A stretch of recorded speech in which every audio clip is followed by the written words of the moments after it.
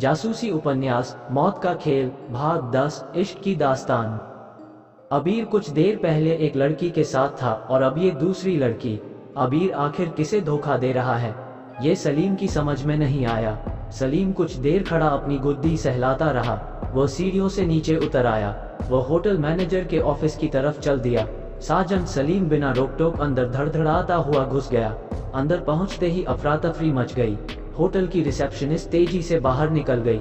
Manager Visheshwar कातिल भी हड़बड़ा कर खड़ा हो गया। उसने खिसियानी हंसी हंसते हुए कहा, हुजूर बुरा न माने तो एक बात अर्ज करूं। फरमाइए, सलीम ने मुंह बनाते हुए कहा। अगर हुजूर नॉक करके अंदर आते तो बंदे की खैर रह जाती, मैनेजर ने कहा। अबे ये होटल है या? सलीम ने आंखें निकालते हुए कहा, लेकिन मैनेजर ने बीच में ही बात लपक ली। तशरीफ रखिए हुजूर, नाराज मत होइए, मैनेजर ने हाथ जोड़ते हुए कहा। मैं तो बस जरा आदाबो एहतराम के तकाजे की बात कर रहा था। कोई तकाजा वकाजा नहीं, तुम लड़कियों की मजबूरी का फायदा उठाते हो। किसी दिन हत्थे चढ़े तो बंद कर दूंगा, सलीम ने आवाज में गुस्सा लाते हुए कहा। साजन सलीम को मालूम था कि अगर उसने चूड़ियां नहीं कसी तो जिस मालूमात के लिए वह यहाँ आया है वह उसे आसानी से नहीं मिलेगी। छोड़िए, क्या पिएंगे आप? मैनेजर ने चापलूसी करते हुए कहा। मुझे हराम का खाना हजम नहीं होता, सलीम ने गंभीर आवाज में कहा। मेहमानों से पैसे लिए जाते हैं क्या? ठीक है हत्यारे साहब, पानी मंगा लीजिए। होटल सिनेरियो के मैनेजर का नाम विशेश्वर था। कातिल उसका तखल्लुस था। उसे उर्दू बोलने का जुनून था। कभी कभी शायरी भी सुनाया करता था। साजन सलीम की उससे गाड़ी छनती थी। बस मनमाफिक सूचनाएं देने में आनाकानी बहुत करता था। मैं एक काम से तुम्हारे पास आया हूँ, सलीम ने सीधे मुद्दे पर आते हुए कहा। हुक्म कीजिए, कातिल ने कहा। तुम्हारी कस्टमर कोई बॉर्बी डॉल भी है? सलीम ने पूछा। Barbie doll? मैं मतलब नहीं समझा, कातिल ने कहा। अरे यार, वह लड़की जो बॉर्बी डॉल जैसी दिखती है, सलीम ने खींचते हुए कहा। अच्छा वह? कातिल ने मुस्कुराते हुए कहा। हुजूर वो लड़की नहीं, किसी की बेगम है। ये तो बेगम है और इनका शौहर गमजदा है। क्या जनाब को पसंद आ गई है? शादीशुदा है, सलीम ने उसकी बात को नजरअंदाज करते हुए पूछा। जी, उसने एक बुजुर्ग साइंसदान से शादी की है, लेकिन लंगर फंसा रखा है अबीर के साथ, कातिल ने आंख मारते हुए कहा। क्या वो तुम्हारी परमानेंट कस्टमर है? सलीम ने पूछा। जी हुजूर, अबीर के लिए एक वीआईपी स्वीट परमानेंट बुक रहता है, हालांकि वह रोज नहीं आता। होटल में नाम क्या लिखा रखा है अबीर ने? सलीम ने पूछा। अपनी असली शख्सियत के तौर पर ही ठहरता है, कातिल ने बताया। और यह मैडम? सलीम ने पूछा। इनका नाम रायना है, यह उसी स्वीट में ठहरती हैं। इनके नाम अलग से कोई कमरा नहीं है, कातिल ने जवाब दिया। नाम क्या है इनके पति का? सलीम ने पूछा। कोई वीराना? हाँ, वीरानी करके नाम है। साइंसदान हैं तो काफी मसरूफ भी रहते ही होंगे और बेगम यहाँ वहाँ चढ़ती फिरती रहती है, कातिल ने मुंह बनाते हुए कहा। और यह अबीर किस खेत की मूली है? सलीम ने पूछा। कभी यह आवारागर्दी किया करता था। इस 5 स्टार होटल कौन कहे, 3 स्टार में भी घुसने की औकात नहीं थी। विशेश्वर कातिल ने बुरा सा मुंह बनाते हुए कहा। सुनते हैं बिटकॉइन में पैसे लगाए थे शुरुआती दौर में, करोड़ों का मुनाफा हो गया है, अब तो ये शुरफा में शुमार होते हैं। ये शुरफा क्या होता बेटे?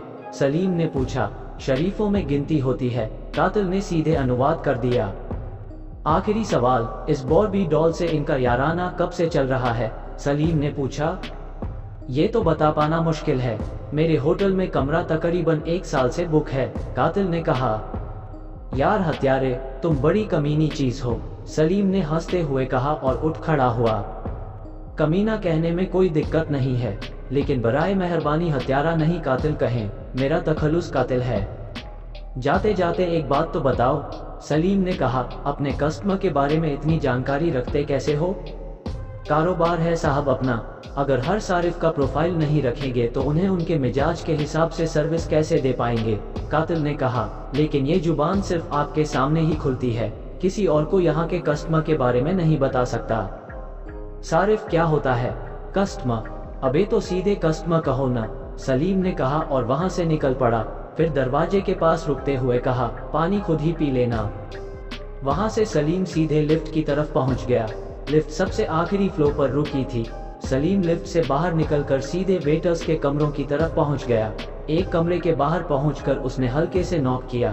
कुछ देर बाद दरवाजा खुल गया। एक युवक ने नींद भरी आंखों के साथ दरवाजा खोला था। ऐसा लगता था शायद वह सो रहा है। सलाम साहब, सलीम को देखकर युवक ने कहा। रात की शिफ्ट चल रही है क्या? सलीम ने पूछा। जी, वेटर ने कहा और पीछे हट गया। सलीम उसके कमरे में दाखिल हो गया। अंदर पहुंचकर उसने वेटर से कहा, तुम्हारी ड्रेस चाहिए 10 मिनट के लिए। वेटर ने अलमारी से एक धुली हुई साफ ड्रेस सलीम को दे दी।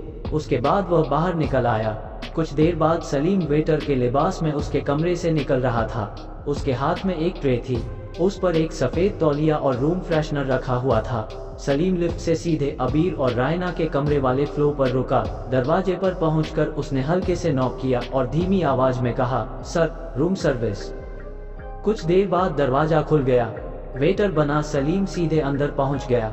सलीम ने पहले ड्राइंग रूम वाले हिस्से में रूम फ्रेशनर स्प्रे किया। उसके बाद वह बेडरूम वाले हिस्से में आ गया। वहां अबीर बैठा फोन पर किसी से बात कर रहा था। सलीम को रायना कहीं नजर नहीं आई। सलीम ने जैसे ही रूम फ्रेशनर को स्प्रे किया, अबीर ने उसे रोकते हुए कहा, रुको, मैं दूसरी तरफ चला जाता हूँ। सलीम ने घूम घूम कर 4-6 बार स्प्रे किया। उसके बाद वह चादर और तकिया सही करने लगा। उसे तकिए के नीचे एटीएम कार्ड रखा हुआ नजर आया। सलीम ने बड़ी तेजी से नाम, बैंक का नाम और कोड पढ़कर उस पर तकिया रख दी। ये रायना का एटीएम था। उसके बाद उसने 1-2 बार और स्प्रे किया और वापस जाने के लिए मुड़ गया।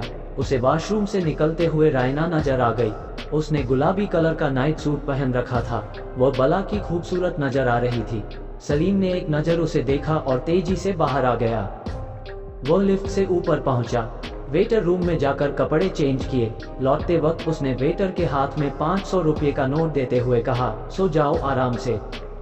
सलीम होटल से बाहर आ गया। उसने घोस्ट स्टार्ट की और पार्किंग से निकलकर सड़क पर आ गया। उसकी कार का रुख बैंक की तरफ था। बैंक पहुंचकर वह सीधे लीड बैंक अधिकारी के ऑफिस की तरफ चला गया। लीड बैंक अधिकारी उसका जानने वाला था। सलीम को देखते ही वह खुशदिली से बोला, कहाँ बिजी हो प्यारे इतने दिनों से? कभी आ जाओ गरीब खाने पर भी, बढ़िया चिकन टिक्का बनाते हैं। साल भर हो गए तुम्हारे साथ महफिल जमाए हुए। सलीम ने उसके सामने कुर्सी पर बैठते हुए कहा, बहुत जल्द महफिल सजेगी। इस बार एक नई डिश बनाते हैं, लेकिन उससे पहले आपको मेरी एक मदद करनी है। तुम्हारे लिए जान हाजिर है डियर, काम बताओ। सलीम ने उसे रायना का नाम, बैंक का नाम और कोड नोट कराते हुए कहा, मुझे इसके अकाउंट की पिछले 3 साल के 10 लाख से ऊपर के डेबिट और क्रेडिट की डिटेल चाहिए। ये भी कि किस व्यक्ति ने रुपये भेजे और कहाँ गए। बस 10 मिनट, लीड बैंक अधिकारी ने कहा। उसके बाद उसने किसी को फोन मिलाकर उसे डिटेल नोट करा दी। कुछ देर बाद उसने अपनी मेल पर आई डिटेल का प्रिंट निकालकर सलीम के हाथ पर रख दिया। सलीम जब बाहर निकला तो दोपहर ढल चुकी थी। उसे जोरों की भूख लगाई थी। उसने सीधे घोस्ट को किंगफिशर कैफे की तरफ मोड़ दिया। किंगफिशर कैफे मछली के व्यंजनों के लिए मशहूर था। यहाँ दुनिया भर की फिश की 70 डिशेज मिलती थी।